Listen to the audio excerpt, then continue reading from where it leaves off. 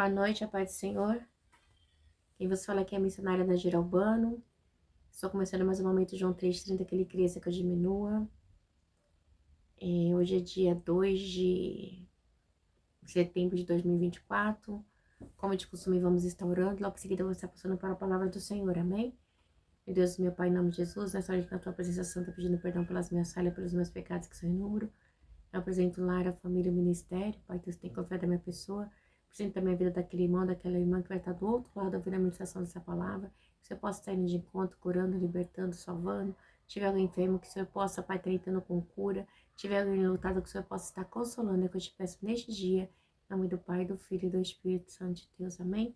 Hoje a gente vai estar meditando em Marcos 12, tá? Que diz assim: a parábola dos lavadores. Então Jesus começou a lhes falar por parábola. Certo homem plantou uma vinha, colocou uma cerca ao redor dela, cavou um tanque para prensar as uvas e construiu uma torre. Depois arrendou a vinha a alguns lavradores e foi fazer uma viagem. Na época da colheita, enviou um servo aos lavradores para receber deles parte do fruto da vinha. Mas eles o agarraram e o espancaram e o mandaram embora de mãos vazias. Então enviou outro servo, lhe bateram na cabeça e humilharam. E enviou muitos outros, o qual mataram, enviou muitos outros, e alguns bateram e outros mataram. Faltava-lhe ainda um para enviar seu filho amado. Por fim o enviou, dizendo: a meu filho respeitarão. Mas os lavradores disseram uns aos outros: este é o herdeiro, venha, vamos matá-lo, e a herança será nossa. Assim eles o agarraram, o mataram e o lançaram para fora da vinha. O que fará então o dono da vinha? Virá e matará aqueles lavradores e dará a vinha a outro? Vocês nunca leram essa passagem das Escrituras? A pedra que os construtores tornou-se a pedra angular, isso vem do Senhor e é algo maravilhoso para nós. Então começaram a procurar um meio de prendê-lo, pois perceberam que era contra eles que ele havia contado aquela parábola, mas tinham medo da multidão, por isso deixaram e foram embora. Deus, meu Pai, em nome de Jesus, essa é a palavra que o Senhor colocou no meu coração. Nesta hora eu te peço que eu diminua, que o Senhor cresça, que eu não fale aquilo que eu quero. Como diz esse canal João 3,30, que o Senhor cresça e que eu diminua. Amém? Então a gente vê que essa palavra aqui dos lavadores, Jesus ele está falando de si próprio, né? Do próprio Deus e de si próprio, né? Porque ele diz assim: então começou a lhes falar em parábola. Certo homem plantou uma vinha e colocou uma cerca ao redor dela, cavou um tanque para prensar as uvas e construiu uma torre e arrendou a vinha. E alguns lavadores foi fazer uma viagem. Na época da colheita enviou um servo aos lavadores. Então assim, ele arrendou a vinha, tá? E foi viajar. Ou seja, a gente pode ver aqui que é a pregação do evangelho, né? Deus deixou a palavra para ser pregada, né? E o que acontece, né? Então, né? Diz assim que arrendou e aí deixou, né? A vinha. Então a gente vê que pode estar falando aqui do que, né? De Jesus, porque acontece o quê? Falando de Jesus, está falando de Jesus, né? O que acontece? Antigamente, né? Os agricultores, eles vinham, arrendavam os terrenos para agricultura.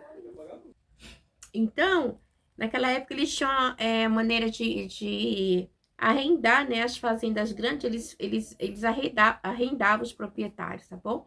Para que as pessoas cultivassem ali. Então, Jesus, né? Aí diz assim que na época da colheita enviou um lavrador para receber deles a parte do fruto da vinha, né? Mas eles os agarraram, os espancaram e o mataram e mandaram embora de mão vazia. Então, a gente vê, né? Que essa parábola aqui mostra claramente que simbolizava aqui Israel, tá? Bem claro, que fala de Israel. Então enviou ali outro servo, ali bateram na cabeça. A gente sabe que teve muitos profetas no Velho Testamento que foram mortos, né? Por pregar o evangelho, porque muitas vezes Israel desviava do caminho. E não foi diferente na vida de Jesus, né? A gente vê aqui em Malaquias ali os 400 anos de silêncio, até a vinda de João Batista. Houve muita guerra, houve muita luta para ficar ainda um pequeno remanescente para que viesse ali a raiz de Jessé, né? A raiz de Davi ali, né? De Jesus. Então a gente vê que é algo bem latente aqui, falando que... Então assim, a gente via também, vamos continuar aqui, enviou ainda outro ao qual mataram, enviou muitos outros, e alguns bateram e outros mataram. Então, muitos outros. Então, foram enviados muitos profetas, tá? O povo de Israel ali, a gente vê que, olha, até no cativeiro babilônico ali era terrível. O povo de Israel era povo terrível, tá? E diz aqui assim que, no 7, faltava-lhe ainda um para enviar seu filho amado. Por fim, o enviou, dizendo: a meu filho respeitarão, que era quem? Jesus. Mas não respeitaram, nem aceitaram e nem respeitaram Jesus, tá? Mas os lavradores disseram uns aos outros: este é o herdeiro, venha, vamos matá-lo e a herança será nossa. Assim eles o agarraram e o mataram e o lançaram para fora da vinha. Naquela época, quando não tinha herdeiros, né, eles iam, tomava conta lá. Então, se não apareceram os herdeiros, eles simplesmente tomava conta da terra. Era uma lei que tinha ali, tá? Entre eles ali que eles fizeram. Era uma lei judaica estipulada por eles mesmos, tá? Que uma propriedade não reclamada, né? Então eles matavam. Se eles matavam, quem ia reclamar, né? Porque uma vez morto, né? Eles poderiam ser os donos da terra, usurpar, roubar, né? Isso é um roubo, né? Então diz assim que e diz aqui que este o herdeiro venha, vamos matá-lo e a herança será nossa. Assim eles o agarraram, o mataram e o lançaram fora da vinha, tá? Então Israel rejeitou Jesus, claramente. A gente sabe que foi rejeitado, tá? Aí ele vem aqui um pouquinho mais para frente e diz assim no 9: o que fará então o dono da vinha? Né? O próprio Deus, né? O que fará o dono da vinha? Virá e matarão aqueles lavadores e dará a vinha a outro? Ou vocês nunca leram esta passagem da Escritura? A pedra que os construtores rejeitaram tornou-se pedra angular. Então eles rejeitaram a Cristo, tá? Mas o que adianta? Cristo é a pedra angular, Cristo é a pedra, Cristo ele é tudo, ele é em todos, né? Então, assim, não tem como, tá? E isso vem do Senhor e é algo maravilhoso para nós. Então, eles começaram a procurar um meio de quê? De prender Jesus e matá-lo, tá? Pois se sabia que a palavra se referia contra eles. Então, a gente vê a igreja que não era diferente naquele tempo e não é diferente no dia de hoje, tá? As pessoas mentem, roubam e simplesmente querem eliminar os outros, sabe? Quando são desmascarados, eles querem matar, querem destruir, querem passar por cima, sabe? Olha, tem hora que a gente fica assim, desgostosa mesmo, né? Agora você imagina que a gente lê, naquela época de Jesus já tinha, antes de Jesus já tinha, né? Sempre houve. Desde que existe o homem, desde que Caim matou Abel, sempre existiu a maldade, né? Humana. Vamos assim, o pagamento de imposto a César, tá? Agora é o 13. Mais tarde enviaram Jesus alguns dos fariseus e herodianos para o apanhar em algumas coisas que ele dissesse, sempre tentando apanhar Jesus, tá bom? Este se aproximando dele disse: mestre, sabemos que és íntegro e que não te deixes influenciar por ninguém, porque não te prendes à aparência dos homens, mas ensina o caminho de Deus conforme a verdade. É certo pagar o imposto a César ou não? Que foi, filho? Então, eles vão bajular, mas Deus, Jesus conhece o coração do homem, a intenção do coração do homem, tá bom? Então, eles vão, tipo, bajular Jesus para querer botar em prática os seus planos malignos, plano, sabe, maquiavélico, tá? Que eles arquitetaram para tentar pegar Jesus, tá? Então, assim, sempre desde o começo do ministério de Jesus, eles vêm nessa luta ferrenha para tentar pegar Jesus. Então, o que eles queriam, né? Eles queriam o quê? Agora, olha só, no 15, devemos pagar ou não? Aí diz aqui. Então, assim, eles fazem uma pergunta: devemos pagar ou não o imposto, o tributo? Então, é algo bem maligno, né? Mas Jesus, olha no 15, mas Jesus, percebendo a hipocrisia deles, perguntou: por que vocês estão me pondo à prova? Traga-me um denário que eu o vejo. Então, Jesus diz: traga um denário, então. Nossa, então um bichinho aqui dentro da minha blusa. E aí, eles lhe trouxeram a moeda e lhe perguntou: de quem é esta imagem e essa inscrição? E aí, quando eles trouxeram o denário, que era equivalente a um trabalho de um dia, né? De um trabalhador. E aí, Jesus pergunta para ele assim: eles se trouxeram a moeda e ele lhe perguntou: de quem é essa imagem e essa inscrição? De César, respondeu ele. Então, Jesus lhe disse: dê a César o que é de César e dê a Deus o que é de Deus. Então, assim, eles tentando pegar aqui em Jesus. Ah, gente, eles são demais, né? Um povo sem noção, né? Então, Jesus, mais uma vez, desmascara ele, porque pagar o imposto para César exigia dos judeus o quê? Né? que tinha que pagar esse tributo ao imperador. Então era algo imposto por lei. Igual nos dias de hoje, a gente tem que pagar o imposto, a gente tem que pagar tudo que a gente compra tem imposto. Não era diferente naquela época, tá? Então o imposto ele era extremamente impopular. As pessoas não gostavam, não queriam, mas tinha que pagar, tá? O tributo. Então, alguns judeus, né, eles se recusavam a pagar, né? Eles não queriam pagar. Então, assim, o que eles vão fazer? Vai tentar botar Jesus à prova, né? Porque eles acreditavam que o pagamento, com o pagamento que eles pagavam a César, eles admitiam que Roma governava, mas se Roma governava mesmo, então eles não tinham como. Então, eles eram... Então, assim, gente, é meio complexo, porque era um povo que... Gente, ele se misturava com Roma, com César, com Herodianos, com tudo, olha, e fazia confusão. Gente, não é diferente nos dias de hoje, né? Então, assim, a igreja de Cristo, ela tem que ser pura, a igreja de Cristo, ela é separada. Você vê que Cristo, Senhor Jesus não se envolvia com política, Jesus não se envolvia com nada dessas coisas, sabe? Porque ele sempre deixou claro pra mim que o reino dele não é daqui, é dos céus. Então, se você segue Jesus, seu reino não é daqui. Tá preocupado com política, tá preocupado com quem vai entrar, com quem vai ganhar, quem deixa sair? Tanto faz. Você entende? Você tem que se preocupar com a sua salvação, porque enquanto houver terra... Enquanto houver a Terra, o planeta Terra, haverá governantes, porque Deus deixou essa hierarquia. Então, agora você está preocupado, você não depende de presidente, de prefeito, de governador. Se nós servimos ao Senhor, nós dependemos de Deus. Né? Entra a lei e sai lei. Deus, ele usa quem ele quer, tá? Para abençoar. Porque se a gente vai ver o diabo, é o diabo de Deus. Porque quem fez o diabo, quem fez Satanás foi Deus. Ele era um anjo adorador, tá bom? Só que ele se rebelou contra Deus. Então, assim, tudo é de Deus.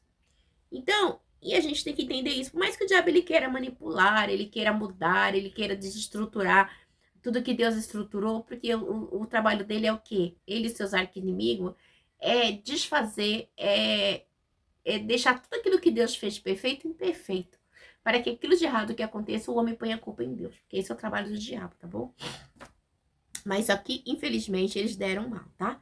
Então, assim, por que dar a César o que é de César e dê a Deus o que é de Deus? Porque se você tá na terra, você tem que pagar o tributo, não tem como. Se você tá no estado, você tem que pagar, igreja, tudo que a gente compra, que a gente come, que a gente bebe, que a gente veste, tem imposto. Então, a gente, em todo tempo, a gente tá pagando tributo, tá? A gente tá pagando imposto ao governo, então a gente tem que dar. Ainda mais naquela época que o pessoal só tinha acesso ao templo, né? Até para ir pro templo, eles tinham que pagar imposto. Quando eles tinham acima de, acho que 20 anos ou 18 anos, não me lembro agora, eles tinham que começar a pagar imposto para estar indo no templo. Oi, meu amor. Tá com o papai o pão. Então, eles têm que estar pagando imposto, tá? Então, tudo tinha imposto. Então, não tinha para onde correr, mas eles eram terríveis. Agora, a gente vem aqui, a realidade da ressurreição. Ai, deixa eu beber uma água. Diz assim... Depois do saldo 6, é a realidade da ressurreição, 18. Depois do saldo 6, os saduceus que dizem que não há ressurreição, aproximaram-se dele com a seguinte questão: Mestre, Moisés nos deixou escrito que se um homem morrer e deixar uma mulher sem filhos, seu irmão deverá casar-se com a viúva e ter filhos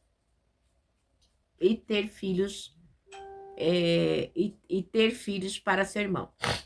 Havia 7 irmãos. O primeiro casou-se e morreu, sem deixar filhos. O segundo casou-se com a viúva, mas também morreu, sem deixar filhos. O mesmo aconteceu com o terceiro. Nenhum dos 7 deixou filho. Finalmente morreu também a mulher. Na ressurreição, de quem ela será esposa, visto que 7 foram casados com ela? Jesus respondeu: vocês estão enganados. Olha como Jesus, que coisa linda. Jesus respondeu: vocês estão enganados, pois não conhecem as escrituras nem o poder de Deus. Meu Deus. Aí ele diz assim: quando os mortos ressuscitam, não se casam nem são dados em casamentos, mas são como anjos no céu. Entendeu? Deixou bem claro. Quanto à ressurreição dos mortos, vocês não leram no livro de Moisés, no relato da sarça, como Deus lhe disse: eu sou o Deus de Abraão, o Deus de Isaac, o Deus de Jacó. Ele não é Deus de morto, mas Deus de vivo. Entendeu? Mas de vivo, vocês estão muito enganados. Por que ele fala porque vocês estão enganados? Os saduceus, ele era um povo que eles eram assim, eles eram um povo, vamos supor assim, a nata da sociedade, tá? Eles eram pessoas ricas, influentes, que tinham dinheiro, mas não acreditavam na ressurreição dos mortos, entendeu? Então, assim, eles eram super sofisticados, super chiquérrimo, tá? E o que que acontece? Eles faziam parte de um partido judaico, tá? É uma classe, assim, os judeus mais fresquinho, mais riquinho, uma classe anata. Então, eles não eram muito grandes, era um povo pequeno, tá? Mas eles eram, assim, eles eram muito poderosos, eles exerciam muita influência política e religiosa, tá? Os saduceus, eles ofereciam influência religiosa e política. Então, eles eram terríveis, só que eles não acreditavam na ressurreição, tá bom? E aí, quando ele chega para Jesus, Jesus e fala, como assim? Pô, o cara morreu, deixou 7, né? A mulher casou com 7 irmãos, não teve filho de nenhum, e depois ela morre. Ó, aí, por quê? Eles negavam a ressurreição. Por eles negarem a ressurreição, então, eles só aceitavam ali o livro de Moisés, eles não aceitavam outras coisas, tá? Só os 5 primeiros livros ali. E então, desculpa, essas crenças colocavam em conflito, tá? Era um conflito porque, assim, tinham os judeus, esses judeus aí, que era um porcentagem que era saduceus, que eles tinham uma posição, né? Eles eram influentes, eles eram ricos, eles tinham uma vida sofisticada, né? Mas eles não aceitavam a ressurreição, mas também tinha uns fariseus e tinha uns judeus, uns saduceus, que eram pessoas piedosas ainda que acreditavam. Então tinha um conflito. E eles só acreditavam, como eu acabei de falar, nos 5 livros da Bíblia, no Pentateuco, tá? Eles se baseavam somente no Pentateuco. Então, por isso que Jesus, ele fala da sarça para ele, porque a sarça tá lá, quando Moisés, o chamado de Moisés começa, né? Você fala assim, tira a sandália dos teus pés, porque o lugar que tu estás é santo. Então, a sarça se queimava, tá? Queimava, mas não se consumia, tá bom? Vamos dizer, ela tinha fogo, mas ela não se consumia. Então, a gente vê que eles não entendiam nada, né? Então, Jesus deixa bem claro para ele. Tipo assim, quando a pessoa morre, né? Os mortos ressuscitam, não se casa. Ele não vai se casar. Então, assim, eu não vou conhecer meu esposo lá e vice-versa. Pronto. Nós seremos o quê? Como os anjos, tá bom? Jesus deixa bem claro isso. Então, isso é porque ele diz assim, porque você não conhece as escrituras, né? Vocês estão enganados, pois não conhecem as escrituras. Porque se você conhecesse as escrituras sagradas, se você lesse a palavra do Senhor, você entenderia o que eu estou falando. A ressurreição existe sim. Pronto, aí vamos lá. Vamos lá, o maior mandamento no 28. Um dos mestres da lei, aproximando sempre ele, vocês perceberam? Um dos mestres da lei aproximou-se e ouviu discutindo. Notando que Jesus dera uma boa resposta, perguntou-lhe, de todos os mandamentos, qual é o mais importante? Então, assim, peraí, já que não tem, se tem a ressurreição dos mortos, então qual é o maior mandamento, né? Aí respondeu Jesus, o mais importante é este, ouve, ó Israel, o Senhor, o nosso Deus, o Senhor é o único Senhor, só tem um, tá? Só eu sou o Senhor. Diz assim, ame o seu Deus de todo o coração, se ama o seu Deus de todo o seu coração, e de toda a sua alma, de todo o seu entendimento, de todas as suas forças, esse é o maior mandamento, tá? Então, assim, a gente tem que ter sempre em mente isso, tá? A gente tem que amar a Deus. Mas por quê? Porque amar a Deus, igreja, não é fácil. Amar a Deus é renunciar a você, tá bom? Quando você ama a Deus, você renuncia a sua carne. Fala, eu amo a Deus, eu sirvo a Deus. Não, gente mentirosa.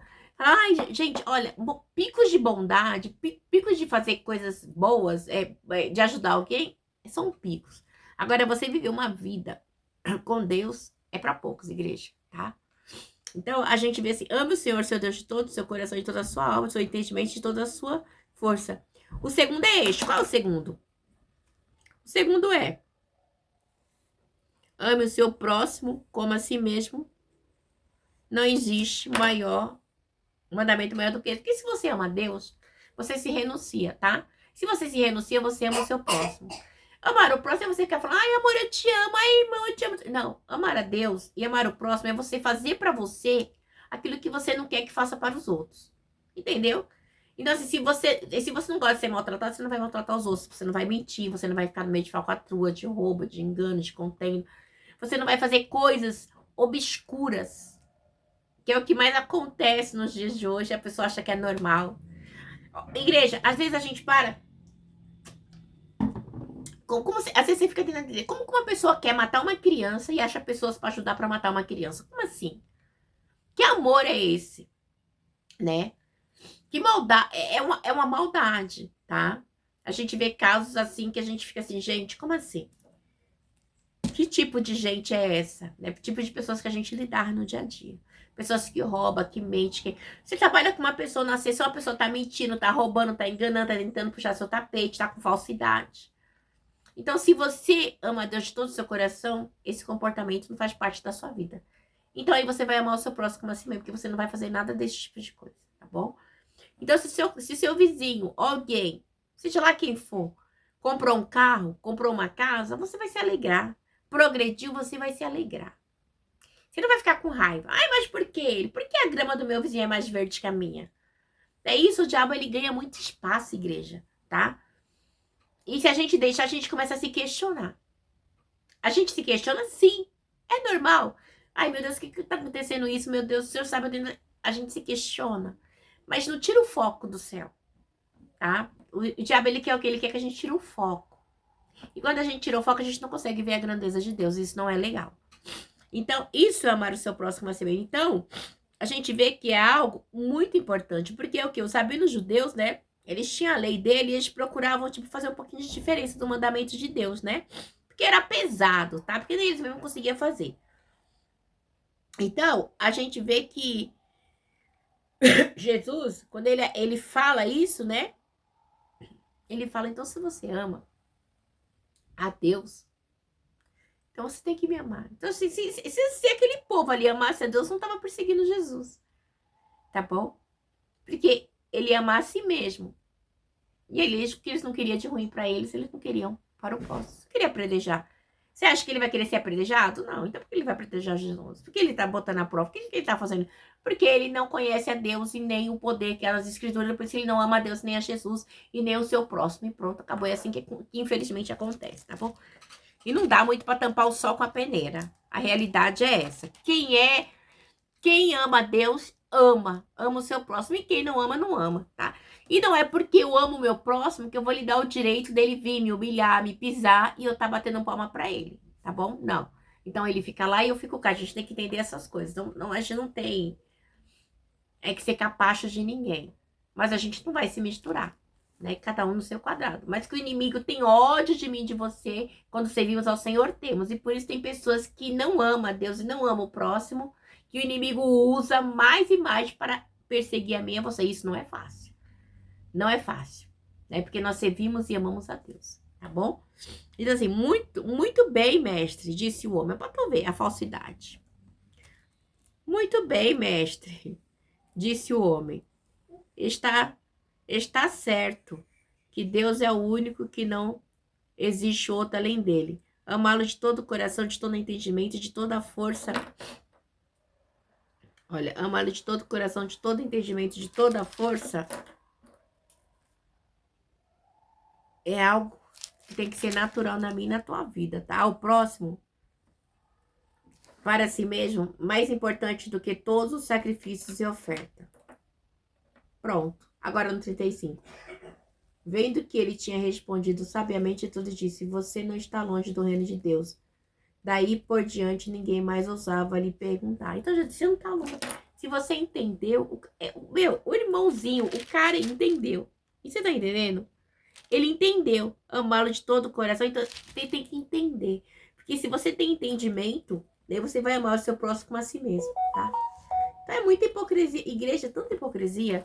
E pior é que fala assim, meu Deus do céu. Não dá. É bem complicado, né? Então, a gente tem que tomar por letra as coisas que Jesus ensina pra mim e pra você, tá bom? Diz aqui, o Cristo é Senhor de Davi. Aí vamos lá no 35, diz assim: ensinando no templo, Jesus perguntou: como o mestre da lei lhe dizem que Cristo é o filho de Davi? O próprio Davi, falando pelo Espírito, disse: o Senhor disse ao meu Senhor: senta-te à minha direita, até que eu ponha os teus inimigos debaixo dos teus pés. E o próprio Davi chama o Senhor. Como pode, então, ser ele meu filho? E a grande multidão ouvia com prazer. Então, ele fala assim, mas como assim, né? Eu sou maior que Davi, né? E eles não conseguiam entender isso, né? Então, porque eles tinham uma religiosidade já em mente, eles já tinham a mente deles já cauterizada para o ensinamento deles, né? E aí diz assim no 38, então ensinar Jesus dizia, cuidado com o mestre da lei. Eles fazem questão, eles fazem, como é que os mestres da lei gostam de andar? Os mestres da lei, eles fazem questão de andar com roupas especiais, de receber saudação nas praças, de ocupar os lugares mais importantes, nas sinagogas, lugares de honra, banquete, eles devoram a casa das viúvas, para disfarçar fazem longas orações, esses receberão a condenação mais severa. Então, assim, por serem mestres da lei, eles teriam que fazer a diferença, mas não. Gente, eles usavam as roupas dele, aí tinha umas franjas, né, que chegava quase ao chão, aquelas franjas na roupa deles, e aí eles queriam estar na frente. Quando chegava na arca, né, que tinha a arca lá para jogar as ofertas, né, ali, que continha que continha os rolos sagrados, eles queriam estar na frente. Mas por que eles queriam estar na frente? Porque todo mundo, quando chegava, via eles, tá? Via eles como os mais santarrão, entendeu? E aí eles entravam na casa das viúvas, eles devoravam, faziam orações grandes, entendeu? E assim, ali eles abusavam do sistema, né? Era um sistema maligno ali, que eles abusavam das viúvas mesmo, assim, tá? Na cara dura. Então, assim, por quê? Porque elas estavam vulneráveis, eles exploravam, comiam, abusavam. Eram os glutão da vida, né? Eles eram os hipócritas da vida. Então, eles eram terríveis, tá bom? Então, a gente vê que isso não era algo legal, tá? Jesus condenava. Jesus condenava essa situação, né? E eles faziam com a maior naturalidade, porque eles eram mestres da lei. Ai, gente, me lembra dos pastores, apóstolos, bispos, missionários de hoje. Eles têm que estar na frente. Se não estiverem na frente, meu bem, Deus, não dá, né? Vamos pular para outra. A oferta da viúva. Jesus sentou-se em frente do lugar onde eram colocadas as contribuições. Observava a multidão colocando o dinheiro nas caixas de oferta. Muitos ricos lançavam ali grande quantia. Então, muitos lançavam, né? O que que acontece, né? Era tipo um recinto, né, do templo. Era uma parte do templo ali onde as mulheres poderiam tá ofertando, porque era várias repartições, tá? Mas tinha parte que as mulheres não podiam entrar, mas nessa parte elas podiam lançar as ofertinhas. E aí vai dizer, né, no 42, então uma viúva pobre, o nome já fala, então, já declara, então uma viúva pobre chegou e colocou 2 pequenas moedinhas de cobre, de muito pouco valor. Então as moedas que ela colocou não tinha muito valor para aqueles que ganhavam dinheiro para o templo, mas para ela era de grande valor, ela deu tudo que ela tinha, né?